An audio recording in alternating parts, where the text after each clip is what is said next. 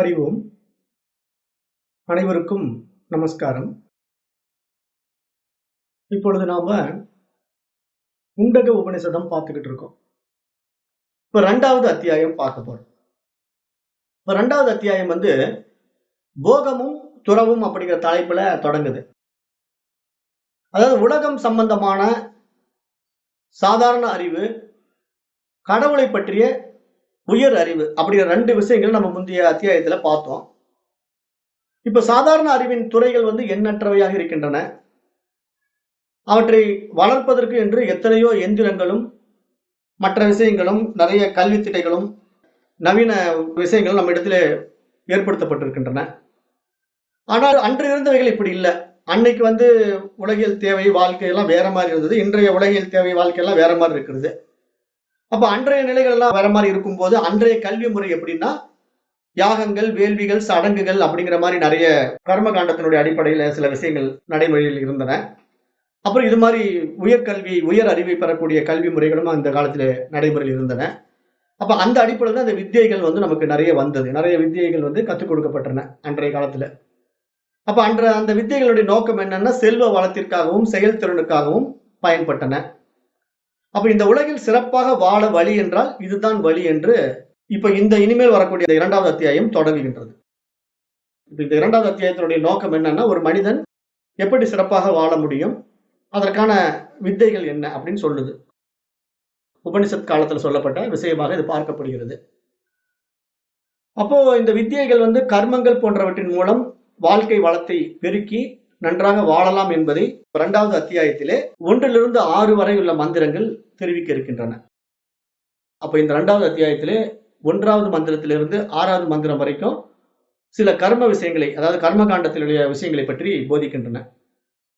அப்ப மண்ணில் நல்ல வண்ணம் வாழ்வது மட்டும் ஒரு மனிதனின் நோக்கமாக இருக்க முடியாது. ஏனென்றால் எந்த வாழ்க்கை ஆனாலும் இறுதியில் ஒரு முடிவுக்கு வந்துவிடும். அப்ப மரணத்தை யாராலும் தடுக்க முடியாது. அப்ப அதற்கு முன்பாக மரணமற்ற அமர வாழ்க்கையை அடைந்து விடுங்கள் அப்படின்னு இந்த உபனிஷதங்கள் நம்மை அழைக்கின்றன. அப்ப அமர வாழ்வு வேண்டுமானால் உலகின் சுகபோகங்களை விட வேண்டும். இதுவே துறவு. இந்த துறவு, இதன் அடிப்படை நியதிகள் என்ன அப்படிங்கிறத 7வது மந்திரத்திலிருந்து 13வது மந்திரங்கள் வரைக்கும் இந்த அத்தியாயத்தை நம்ம பார்க்க போறோம்.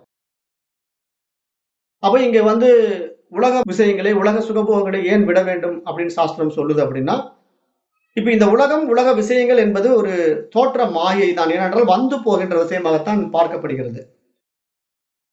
ஏன்னா இந்த அறிவின் மூலமாகத்தான் இதெல்லாம் படைத்து அனுபவமாக்கப்படுகின்றது. அந்த அறிவே தன்னுள் இதை மீண்டும் ஒடுக்கிக் கொள்கிறது. அப்ப தோன்றி மறையக்கூடிய விஷயங்களை நம்ம மாயை என்றுதான் சொல்ல வேண்டுமே தவிர அது நிலையானவை, சாஸ்வதமானவை, சத்தியம் என்று சொல்ல முடியாது. அதனால்தான் அதை நம்ம மித்தியா என்று சொல்கிறோம். அப்ப இந்த உபனிஷத்துல இப்ப முதல்ல 6 மந்திரம் சிறப்பாக வாழ வழி, எப்படி சிறப்பாக வாழ்வதுங்கிறத பத்தி பேசுது. அதுல முதல் மந்திரம் இப்ப 2வது அத்தியாயத்திலே முண்டக உபனிஷத்தின் முதல் மந்திரம் பார்க்கிறோம். ததேதத் சத்தியம் மந்திரேசு கர்மாணி கவயோ யான் யபட்சியம் தானி திரேதாயாம் பகுதா சந்ததானி தான்யா சரத நியதம் சத்யகாமா ஏச வக பந்தாக சுக்ருதஸ்ய லோகே. இப்ப இதுக்கு என்ன அர்த்தம்னா, மந்திரங்களில் முனிவர்கள் கண்டறிந்த பல்வேறு கர்ம முறைகள், கர்ம காண்டங்களிலே காணப்படுகின்ற கர்ம முறைகள் உண்மையானவை. அவைகள் 3 வேதங்களில் மிகவும் புகழப்பட்டுள்ளன. உண்மையை நாடுபவர்கள் அவற்றை எப்போதும் செய்ய வேண்டும். இந்த உலகில் சிறப்பாக வாழ வழி இதுவே அப்படின்னு இந்த முதல் மந்திரம் சுட்டிக்காட்டுது. இப்ப வேதத்தில் கூறப்பட்டுள்ள மந்திரங்களும் யாகங்களும் மற்ற கர்மங்களும் உண்மையானவை. அக உலகுடன் கொண்ட தொடர்பால் முனிவர்கள் அனுபூதியில் பெற்ற உண்மைகள் தான் அவைகள். எனவே அவற்றை பின்பற்றுவது இன்றியமையாதது. வேதங்களில் கூறப்பட்டுள்ள சில சடங்குகள் இந்த காலத்தில் சுலபமாக செய்யத்தக்கவையாக இல்லாமல் இருக்கலாம். ஆனால் அதற்காக நாம் அவற்றை செய்யாமல் விட்டுவிடக்கூடாது. அவற்றை காலத்திற்கு ஏற்ப எப்படி செய்வது என்பதை நமக்கு காட்டிக் கொடுக்குவதற்காகவே சில அவதார புருஷர்கள் அவதரித்திருந்தனர். அவர்கள் காலத்தையும் சூழ்நிலையையும் கருத்தில் கொண்டு அந்த சடங்குகளில் தேவையான சில மாற்றங்களையும் செய்து நமக்கு தந்துவிட்டு சென்றிருக்கின்றார்கள். அவற்றை நாம் பின்பற்ற வேண்டும்.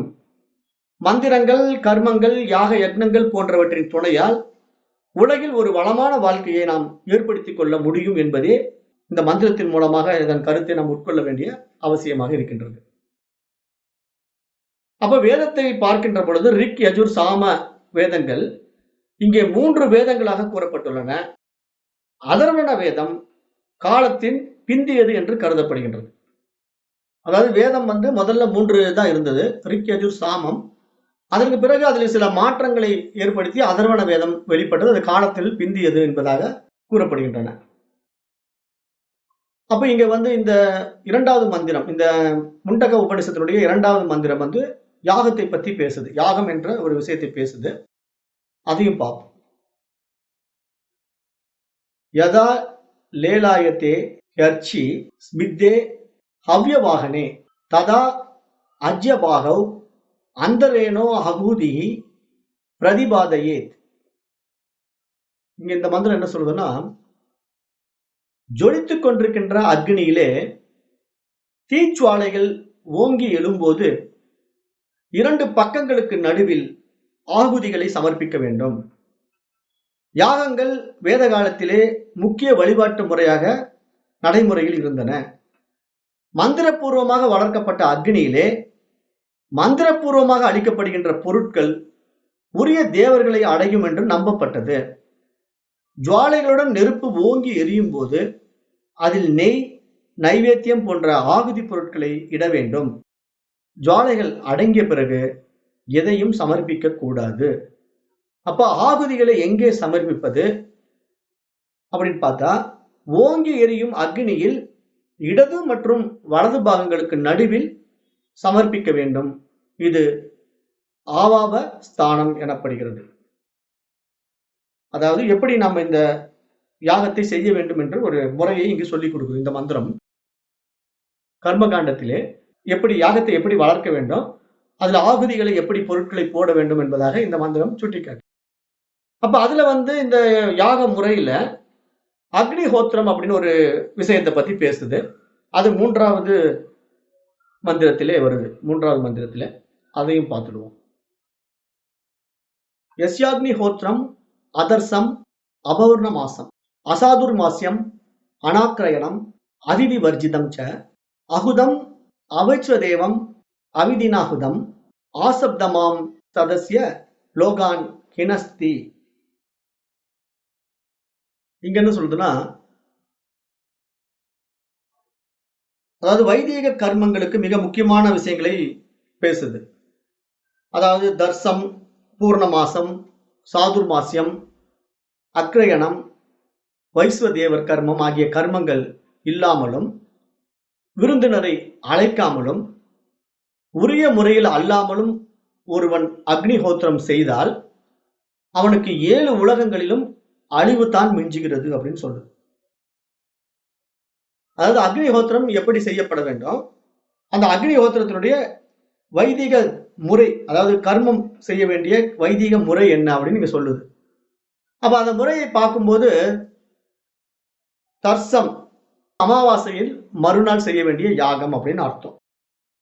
பூர்ணமாசம் பௌர்ணமியின் மறுநாள் செய்ய வேண்டிய யாகம். சாதுர்மாசியம் ஒவ்வொரு பருவ காலம் தொடங்கும் போதும், அதாவது 4 மாதங்களுக்கு ஒரு முறை செய்யப்படுகின்ற யாகம். அது ஆனி, ஐப்பசி, மாசி மாத ஆரம்பங்களில் இந்த யாகம் செய்யப்படுகின்றது.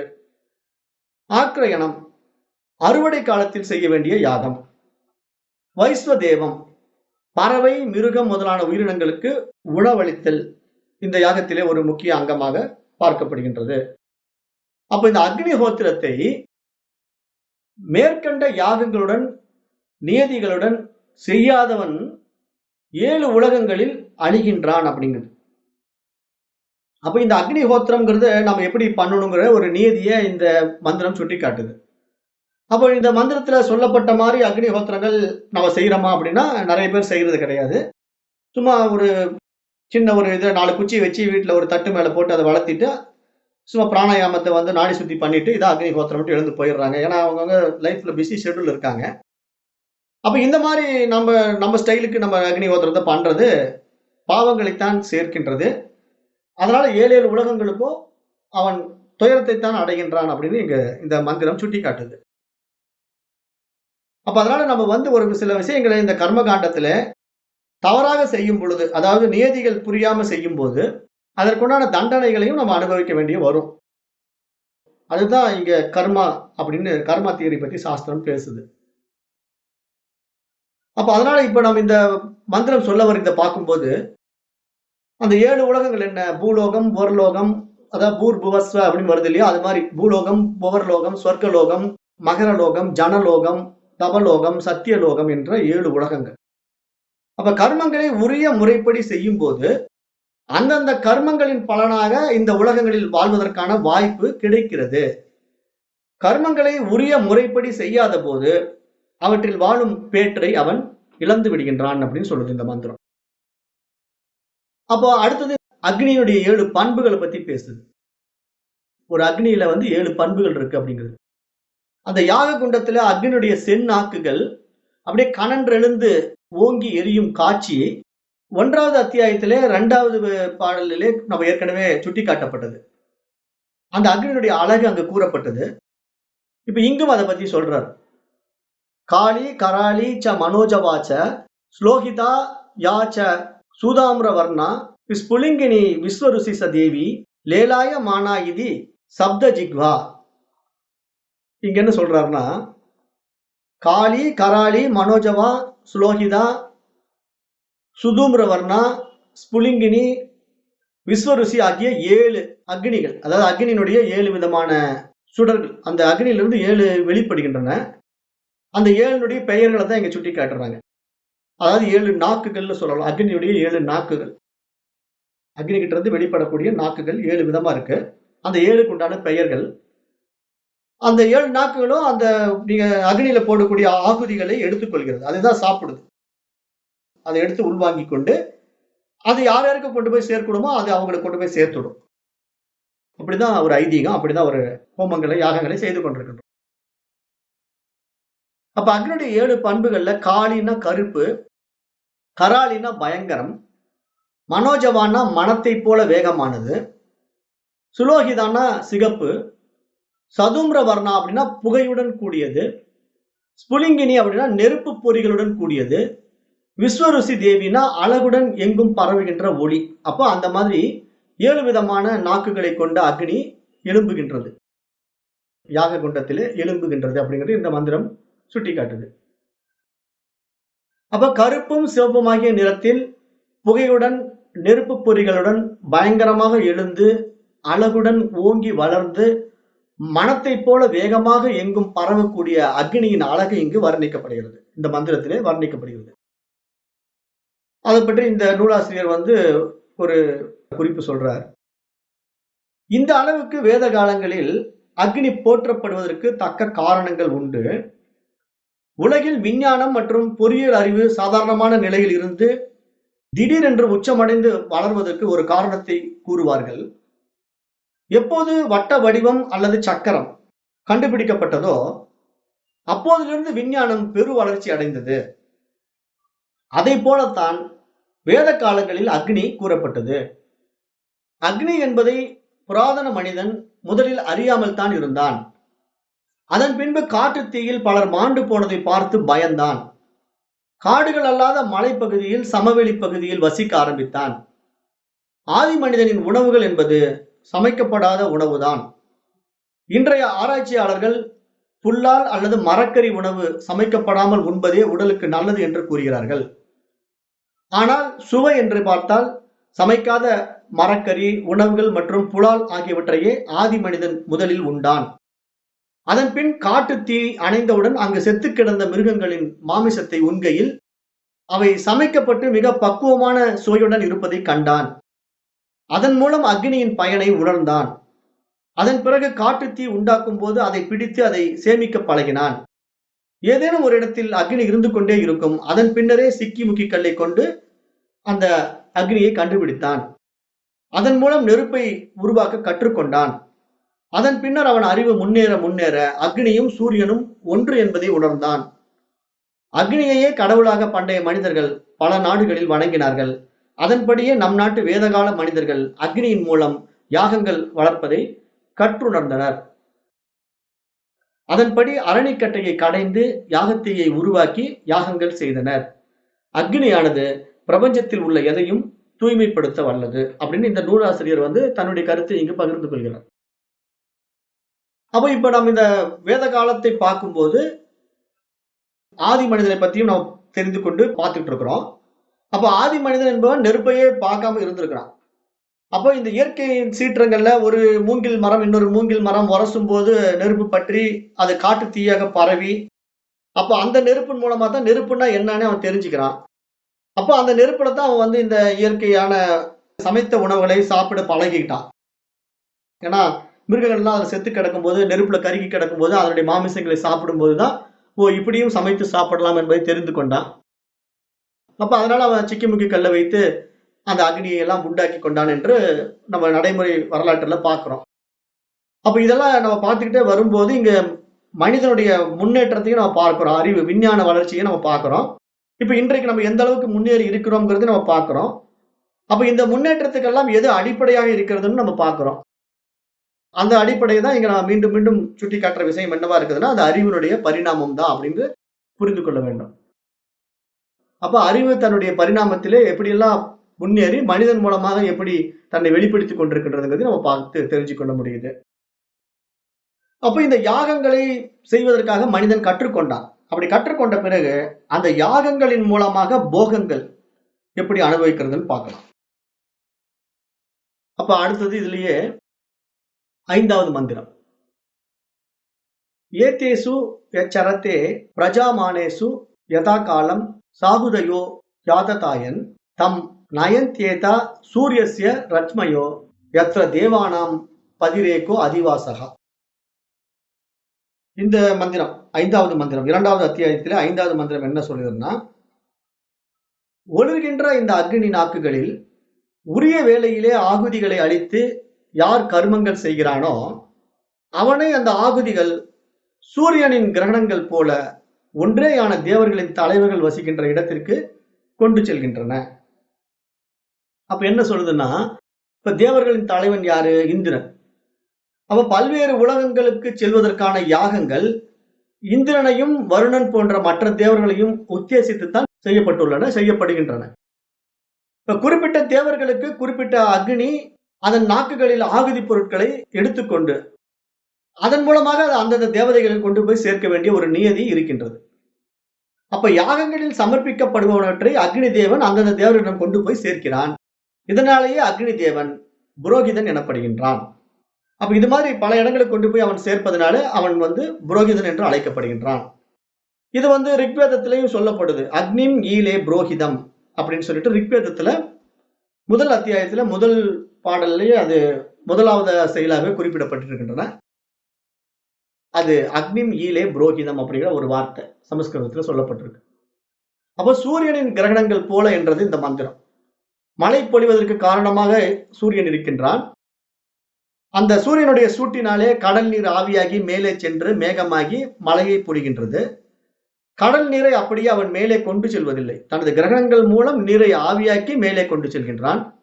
அதுபோல அக்னி தேவனும் ஆகுதி பொருட்களை அப்படியே கொண்டு செல்லாமல் சாராம்சத்தை தேவர்களிடம் சேர்க்கிறான். அப்ப ஆகுதி பொருட்களை மட்டுமல்ல, ஆகுதி பொருட்களை அழைத்து யாகம் செய்பவனையும் உரிய காலத்தில் இந்திரலோகத்தில் சேர்க்கிறான் அந்த அக்னி தேவன். அப்ப ஆகுதி பொருட்களின் சாராம்சத்தை சுமந்து செல்வது போல யாகம் செய்பவன் மரணம் அடைந்த பிறகு அவனது நுண்ணுடலை தாங்கி சென்று இந்திரலோகத்தில் சேர்க்கின்றான் அப்படின்னு இங்க கூறப்படுகின்றது. அப்ப இந்திரலோகம் என்பது சுகபோகங்களின் எல்லை நிலமாகும். யாகங்களின் மூலம் அளவற்ற போகங்கள் அங்கு அனுபவிக்கப்படுகின்றன என்பது இதன் கருத்து.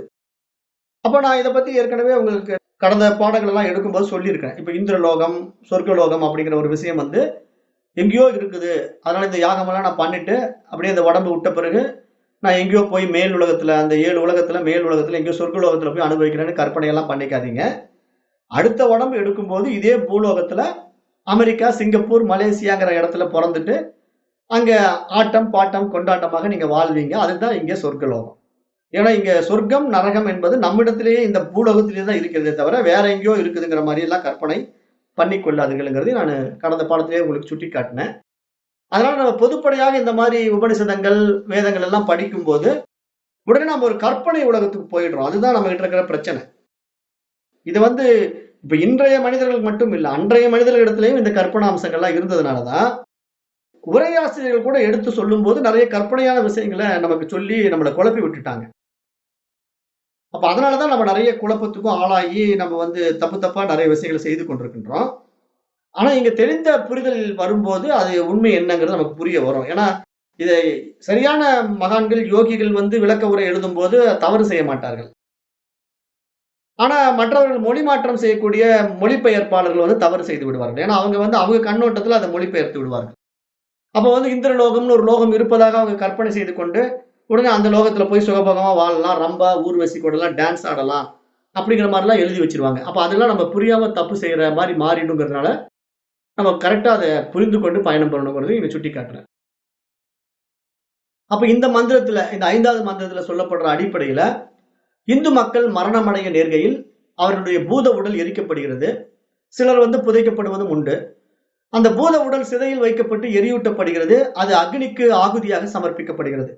அப்ப எரிக்கப்படும்போது அந்த அக்னிக்கு ஆகுதியாகவே அவனுடைய உடலை கொடுக்கப்படும் பொழுது, அந்த பூத உடலின் சாராம்சம் அக்னியால் உரிய இடத்தில் சேர்க்கப்படுகிறது. எப்படி தங்கம் சேர்ந்த மண்ணானது பல களங்களில் இடப்பட்டு தூய்மைப்படுத்தப்பட்டு அதன் மூலம் தங்கம் பிரித்தெடுக்கப்படுகின்றதோ, அதுபோல இறந்த மனிதனின் பூத உடல் எரியூட்டப்பட்டு அவனுடைய நுண்ணுடலானது பிரேதம் என்ற நிலையில் பிரித்தெடுக்கப்படுகிறது. அதன் பின்னர் பல சம்ஸ்காரங்கள் மூலம் இறந்த வீட்டில் தங்கியிருக்கும் அந்த பிரேத உடலை அங்கிருந்து அகற்றி மேலுலகு கொண்டு செல்லும் சடங்குகள் செய்யப்படுகின்றன. அப்ப இது மாதிரிதான் நம்முடைய இந்து தர்மத்துல இப்ப நம்ம எல்லாம் வந்து செத்தவங்களுக்கு சடங்குகள் எல்லாம் பண்றோம். அதாவது 16வது நாள் கும்பிடுறோம். அப்புறம் பித்ருக்களுக்கு சில வழிபாடுகள் எல்லாம் நம்ம வச்சிருக்கிறோம். தர்ப்பணம் பண்றோம். அப்ப இதெல்லாம் இந்த மாதிரி காரியங்கள் எல்லாம் நம்ம செய்யறது எதனால அப்படின்னா, சடங்கு சம்பிரதாயங்கள் எல்லாம் இந்த வேதத்தினுடைய அடிப்படையில் தான் நம்ம செய்து கொண்டிருக்கின்றோம். ஆனால் அதை நம்ம சரியாக செய்கிறோமா அப்படின்னா நிச்சயமா கிடையாது. தப்பு தப்பா தான் செய்றோம். அப்படி செய்யறதுனால தான் நமக்கு பல பிரச்சனைகளும் வருது அப்படிங்கிறதுனால, சில சடங்கு சம்பிரதாயங்கள் நம்ம தெரியாம செய்தால், அதனுடைய பின்விளைவுகளையும் நம்ம சந்திக்க வேண்டியிருக்கும். அதை செய்கின்றவர்களும் அதை சந்திப்பார்கள். இப்ப இத வந்து நம்ம இந்த இடத்துல அதையும் நான் சுட்டிக்காட்ட விரும்புறேன். இப்ப இந்த மாரி ஆகுதிகள், இந்த யாக யக்னங்கள், வேள்விகள் இதெல்லாம் செய்றாங்க இல்லையா? பிராமணர்கள். அப்ப அவர்கள் வந்து இத சரியா படிச்சு புரிஞ்சுக்காம, ஏதோ வயித்து பொழப்புக்காக செய்யலாம். 4 மந்திரம் தானே நம்ம சமஸ்கிருதத்துல போய் சொன்னோம்னா, இங்க இருக்கிறவனுக்கு சமஸ்கிருதம் தெரியவா போது? அதனால நான் ருத்ரத்த பாடிட்டு வந்தேன்னா, அவன் சமஸ்கிருதம் ஏதோ சொன்னார்ன்னு நெனச்சு அவனும் கேட்டுட்டு உட்கார்ந்திருப்பான். அப்படின்னு சொல்லிட்டு வந்து, அப்படியே ஒரு யாக சாலையில உட்கார்ந்துகிட்டு ஏதோ ஒண்ணு வளரிட்டு வர்றதில்ல. இங்க நடைமுறைக்கு ஒத்து வராது. அப்படி வளர்ற நெறைய புரோகிதர்கள் இருக்காங்க. நம்ம இன்னைக்கு பார்க்கிறோம். அப்ப அந்த மாரி வந்து இந்த சமுதாயத்துல பணத்துக்காக இந்த மாரி காரியங்கள செய்யணுங்கிறதுக்காகவே படிக்கிறாங்க. நெறைய பேர் என்ன பண்ட்டாங்கன்னா, இன்னைக்கு வேற தொழில விட இந்த தொழில் நல்லா இருக்குது. இதுல நல்லா சம்பாதிக்கலாம்னு நெனைக்கிறாங்க. ஆனால் அப்படி செய்யும்போது என்ன நடக்குதுன்னா, கர்மா தியரி வந்து அவங்கள பாதிக்குது. அது அவங்களுக்கு தெரிய மாட்டேங்குது. ஏன்னா இவங்க கர்ம காண்டத்தையும் படிச்சு வச்சிருக்காங்க. ஆனா கர்ம காண்டத்துல கர்மா பத்தி தெரியாம இருக்கிறது தான் ரொம்ப ஆச்சரியமா இருக்குது. அதுல என்ன காரணம்னா, அவங்களுக்கு அந்த கர்மா கண்ண மறைச்சிடுது. பணத்தினால அந்த கண்ண மறைச்சிட்டு, இந்த மாரி வேலைகள்லாம் தப்பு தப்பா செஞ்சுட்டு, குடும்பத்துல நெறைய கஷ்டப்படுறாங்க. நெறைய பேர நீங்க பாருங்க, யாருமே சந்தோஷமா இருக்க மாட்டாங்க. இந்த மாரி தப்பான காரியங்கள் செய்றவங்கலாம், நெறைய வாழ்க்கையில கஷ்டப்படுறவங்க நான் பார்த்திருக்கிறேன். இந்த மாரி தவறான காரியங்கள சம்பாதிச்சவங்க நெறைய பேர் விபத்துல சாகுறதையும் நான் பார்த்திருக்கிறேன். ஏன்னா எனக்கு தெரிஞ்சு ஒரு ஐயரு, பயங்கரமா இந்த மாரி அத பண்றேன், இத பண்றேன்ட்டு சும்மா புருடா விட்டுக்கிட்டு, யாகத்த பண்ணிக்கிட்டு, நெறைய காசு சேர்த்தி, ஒரு கார வாங்கி, வீட கட்டி, அப்பா, பையன், அம்மா 2 பசங்க, அண்ணன், தம்பிங்க, அப்பா, அம்மா எல்லாருமே கார்ல போயி, அந்த இடத்திலேயே ஆக்சிடென்ட் ஆகி ஸ்பாட் அவுட். 3 பேருமே ஸ்பாட் அவுட். அப்பா, 2 பசங்க. அம்மா மட்டும் தான் நல்லா அடியில பொழச்சுக்கிட்டாங்க. அப்ப பார்த்துக்கங்க, இயற்கை எப்படி கரெக்ட்டா விளையாடுது அப்படின்ட்டு. அப்ப அது வந்து தன்னுடைய கர்மா தியரிய சரியா பண்ணிடும். அதாவது எவ்வளவு தப்பா பணத்த சேர்த்து அத அனுபவிக்கணும்னு நெனச்சாலும், இயற்கை விடாது. அதனால இதெல்லாம் நம்ம புரிந்து கொண்டு, இயற்கைக்கு விரோதமான காரியங்களை நம்ம செய்யக்கூடாது. ஏன்னா இதெல்லாம் வந்து நம்மள நாமளே ஏமாத்திக்கிறதா தான் மாறுமே தவிர, நம்ம வேற யாரையும் ஏமாத்துறது கிடையாது. நம்ம மத்தவங்கள ஏமாத்துறோம்னு நெனைக்கிறோம். ஆனா வேற யாரும் ஏமாத்தல. நம்மள நாமளே ஏமாத்திக்கிறோம். அதெல்லாம் நம்ம புரிஞ்சுகிட்டு, இந்த மாதிரி கர்ம காண்டத்துல ரொம்ப ஆர்வம் காட்ட வேண்டியது இல்லை. ஏன்னா இங்க வந்து தன்னைத்தான் அறிந்து தன்மயம் ஆயிட்டோம் அப்படின்னா இங்க ஒண்ணும் இல்லை. இங்க சடங்கு சம்பிரதாயங்கள் எல்லாம் அவசியம் இல்லை. ஏன்னா யார் யாருக்கு செய்யறது அதுதான் உண்மை. ஆனா இதெல்லாம் சித்த சுத்திக்கு பயன்படும். ஆரம்பத்துல நான் வந்து ஒழுக்கமா வாழ்வதற்கும் நன்மையை நோக்கி நகர்வதற்கான ஒரு சித்த சுத்திக்காக மன தூய்மைக்காக பயன்படுத்தலாம். ஆனா பலனை எதிர்பார்த்து செய்யும் போது அதனுடைய பின்விளைவுகளை நம்ம அனுபவிக்கணும். ஆனா நிறைய பேர் இந்த யாகம் செஞ்சா அந்த பலன் கிடைக்கும், இந்த யாகத்தை செஞ்சா அந்த பலன் கிடைக்கும்னு செய்யறாங்களே தவிர அந்த பலன் கிடைக்காம ஏன் போகுதுன்னா அது முறையாக செய்யறது இல்லை. அதனால அந்த பலன் கிடைக்கிறது இல்லை. முறையா செய்யும்போது அந்த பலன் கிடைக்கும். ஆனா முறையாக செய்பவர்கள் இன்னைக்கு இல்ல. அதனாலதான் இந்த மாதிரி விஷயங்கள் எல்லாம் நம்ம விட்டுட்டு சரியான விஷயத்தை நம்ம தேர்ந்தெடுத்து போகணுங்கிறத நான் இங்க சுட்டிக்காட்ட விரும்புறேன். அப்ப இன்று வந்து நம்ம இந்த 2வது அத்தியாயத்துல 5வது மந்திரம் வரைக்கும் முடித்திருக்கிறோம். 6வது மந்திரத்திலிருந்து நாளை வகுப்புல பார்க்கலாம். இப்ப இதெல்லாம் எதுக்காக இந்த உபனிஷத் சொல்லுது அப்படின்னா, இதெல்லாம் புரிய வைத்து கொண்டு போகுது. நம்முடைய அறியாமைகளை நீக்கி அந்த அறிவாகத்தான் நான் இருக்கிறேங்கிறத சுட்டி காட்டணும் அப்படின்னா, நம்ம எங்கெல்லாம் சிக்கிக்கிட்டு இருக்கிறோங்கிறத எல்லாம் சொல்லிட்டு வரும். சொல்லிட்டு வந்துதான் கடைசியா நமக்கு அந்த லாக்கை எடுத்து விடும். ஏன்னா நம்ம மைண்ட் வந்து ஒரு விஷயத்துல அடமெண்டா சிக்கிக்கிட்டு இருக்குது இல்லையா? அதுல இருந்து விடுபட வைக்கணும்னா, அதுல இருக்கிற சாதக பாதகங்களை சொல்லும் போது தான் நம்ம புரிந்து கொள்வோம். இல்லைன்னா அதை நம்ம புரிந்து கொள்ள மாட்டோம். அப்படியே ஸ்கிப் பண்ணி போறோம்னு வச்சுக்கோங்களேன், மைண்ட் என்ன பண்ணும்னா அதை ஏத்துக்கவே ஏத்துக்காது. ஆன்ம விஷயங்களும் அப்படித்தான். அதுக்கு தான் நான் உதாரணமெல்லாம் சொல்லுவேன். இப்ப நீங்க வந்து ஒரு மரகத கல்ல பார்த்ததே இல்ல. நீங்க சாலையில போகும்போது அப்படியே கிடக்குது. ரோட்லயே கிடக்குது அந்த மரகத கல்லு. மண்ணோட மண்ணா அப்படியே கீழ மற்ற கல்களோட சேர்ந்து கிடக்குது. நீங்க அத அலட்சியமா தான் கடந்து போவீங்களே தவிர, அது மரகத கல் தானே அப்படின்னு சொல்லி எடுக்க மாட்டீங்க. ஏன்னா உங்களுக்கு அந்த மரகத கல்லுடைய உண்மை தன்மை என்ன? அதனுடைய விலை என்ன? அதனுடைய மகத்துவம் என்னங்கிறது தெரியாததுனால கடந்து போறீங்க. அது மாரி ஆன்மா அறிவு நம்மிடத்திலேயே இருக்கிறது. ஆனா அதனுடைய மகத்துவம் நமக்கு தெரியாம கடந்து போயிட்டே இருக்கிறோம். அப்ப நம்ம அது மரகத கல் இப்படித்தான் சொல்லி உங்களுக்கு அது கல்லை பற்றி தெரிந்து கொண்ட ஒருத்தர் வந்து அத தொடச்சு, பாருப்பா இந்த மாரி இருந்தா தான் இது அப்படின்னு சொல்லி சுட்டி காட்டிட்டாங்கன்னா, அது உங்களுக்கு தெரிஞ்சிருச்சுன்னு வச்சுக்கங்க. ஒரு டைம் நீங்க மரகத கல்ல இப்படிதான் பார்த்துக்கிட்டீங்கன்னா, அடுத்த முறை நீங்க ரோட்ல நடந்து போகும்போது அந்த கல்ல பார்த்த உடனே அது மரகத கல் தான் எடுத்து பாதுகாப்பா வச்சுக்குவீங்க. மற்ற சாதாரண கல்லோட அத ஒதுக்கிட்டு போக மாட்டீங்க. அப்ப அதை பற்றிய ஒரு அறிவு உங்களுக்கு வேணுமா இருக்கு இல்லையா? மரகத கல்லாம் எப்படி இருக்குங்கிறதுக்கு ஒரு அறிவு உங்களுக்கு தேவைப்படுது இல்லையா? அது மாரி இங்க ஆன்ம ஞானம்ங்கிறது என்னங்கிறத நீங்க தெரிஞ்சுக்கிட்டா, அந்த உண்மை தன்மையை நீங்க உணர்ந்துட்டா, தேவையில்லாத மற்ற விஷயங்களுக்குள்ள ஈடுபட மாட்டீங்க. அப்ப இதுதான் உண்மைன்னு தெரிஞ்ச பிறகு மற்றதெல்லாம் நீங்க விட்டுடுவீங்க. அந்த அறிவு நமக்கு இருக்கணும். வந்தா தான் நமக்கு மற்ற விஷயங்கள் எல்லாம் உண்மை இல்லைங்கிறது தெரிய வருங்கிறதுக்காக இந்த ஓமானத்த சுட்டி காட்டுறேன். அதனால இப்படித்தான் இந்த பாடத்திட்டங்கள்லாம் போகும். நெறைய விஷயங்கள நமக்கு சொல்லி புரிய வைக்கும். அதுல நம்ம புரிஞ்சுகிட்டு நம்ம எந்த இடத்துல சிக்கிக்கிட்டு இருக்கிறோம், எங்கிருந்து நம்ம விடுபடணுங்கிறத நம்ம நாமே விசாரம் பண்ணி தான் விடுபட்டுக்கணுமே தவிர, நாம ஆசையின் காரணமாக வாழ்ந்து அல்லல் படக்கூடாது. இந்த பிறவி மட்டுமில்ல, பல பிறவிகளுக்கு அது வித்து விட்டுடும். அதிலிருந்து நம்ம விடுபடுறதுக்கு உண்டான வழி என்னங்கிறதெல்லாம் இந்த மந்திரங்கள் சொல்லிக் கொடுக்கும். போக போக இந்த பாடம் சொல்லிக் கொடுக்கும். நாளை வகுப்பில் பார்க்கலாம். நன்றி. ஓம் தத்சத்.